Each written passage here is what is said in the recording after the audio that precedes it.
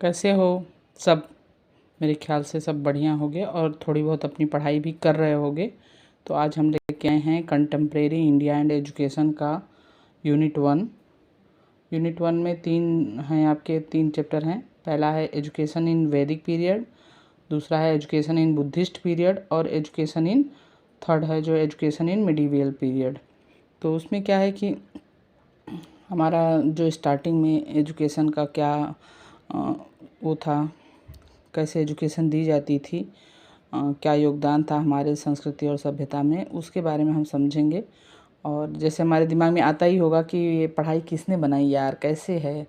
और इवन जो contemporary India and education वाला टॉपिक है वो हम जैसे जैसे साइंस की स्टूडेंट्स हैं, जैसे मैंने जब बीएड किया था तो ये वाला पेपर बिल्कुल भी, क्योंकि हमने कहीं सुना ही नहीं था इसको, तो बिल्कुल समझ ही नहीं आता था।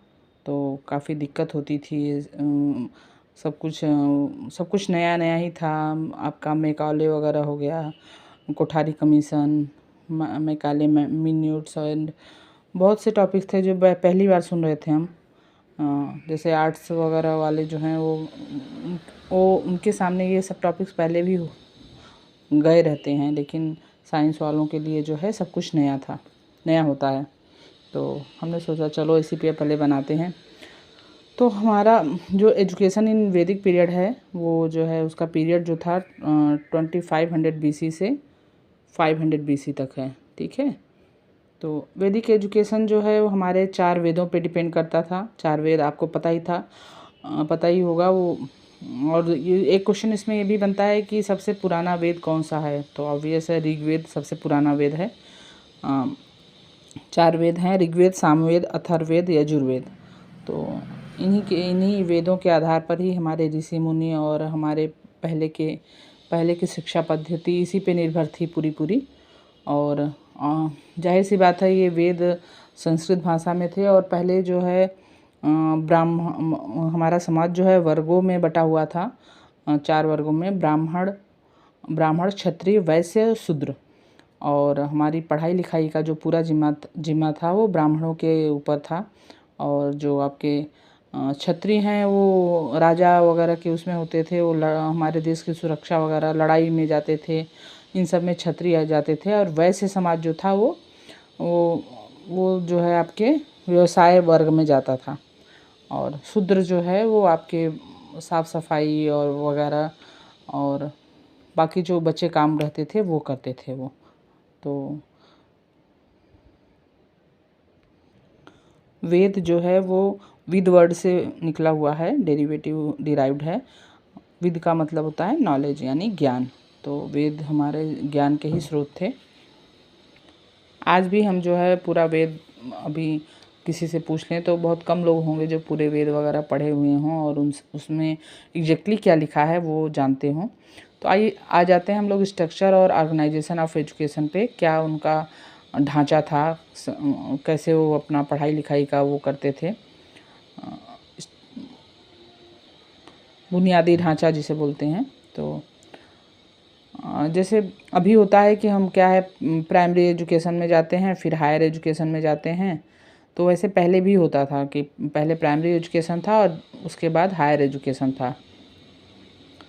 तो प्राइमरी एजुकेशन में सबसे पहले विद्यारंभ संस्कार होता था, इसको क्या बोलते हैं, कमेंसमेंट ऑफ एजुकेशन।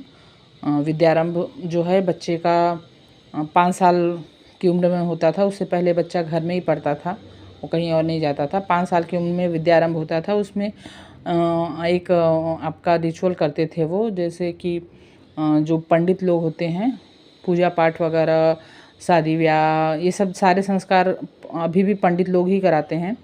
तो पंडित जी को बुलाते थे और जो है एक कोई अच्छा सा मुहूर्त देख के एक मुहूर्त देखते थे। जैसे कि अभी हम शादी का मुहूर्त देखते हैं, अभी बच्चों का मुंडन होता है, बच्चों का अन्नप्राशन होता है, ये सब एक शुभ मुहूर्त देख के ही काम होता है। तो ऐसे ही एक शुभ मुहूर्त देखते थे। जब बच्चा 5 साल का हो जाता था उसके बाद कोई शुभ मुहूर्त देख के पंडित जी को घर बुलाते थे और एक साफ़ सुथरा नया वस्त्र बिछा देते थे। बच्चे को भी नहला धुला के अच्छा सुंदर वस्त्र पहना के, साफ़ सुथरा वस्त्र पहना के बैठाते थे। और पंडित जी जो है वो जो है चावल के दाने या जो भी अन्न के वो रहते थे उस कपड़े पे फैला देते थे और बच्चे का हाथ पकड़ के उसी जो फैला हुआ अन्न रहता था उसी पे सूखे चावल या जो भी अन्न है, सूखे गेहूँ जो भी, उस पे जो है बच्चे की उंगली पकड़ के उससे लिखवाते थे। कोई भी आपका वर्ण हुआ तो लिखवा देते थे। वो एक तरह से विद्यारंभ संस्कार शुरू हो गया। और उसके बाद पंडित जी को जो है खाना वाना खिलाया जाता था और उनको जो है दक्षिणा वगैरह दी जाती थी।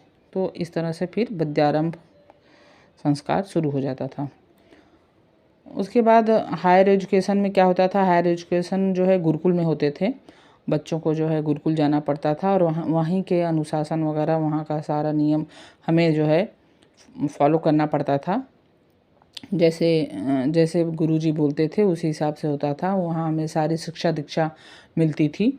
विद्यारंभ के बाद जो है हायर एजुकेशन के लिए भी एक उम्र होती थी जैसे, और उसमें वर्णों के आधार पर भी जो है अलग अलग उम्र डिसाइड कर दिया गया था। जैसे कि ये भी क्वेश्चन आता है एग्ज़ाम में, बीएड में भी आता है, एमएड एग्ज़ाम में भी आता है, और उसके बाद जो है आपके को कॉम्पिटिटिव एग्ज़ाम में भी, टीचिंग से रिलेटेड कोई भी कॉम्पिटिटिव एग्ज़ाम है उसमें भी आता है।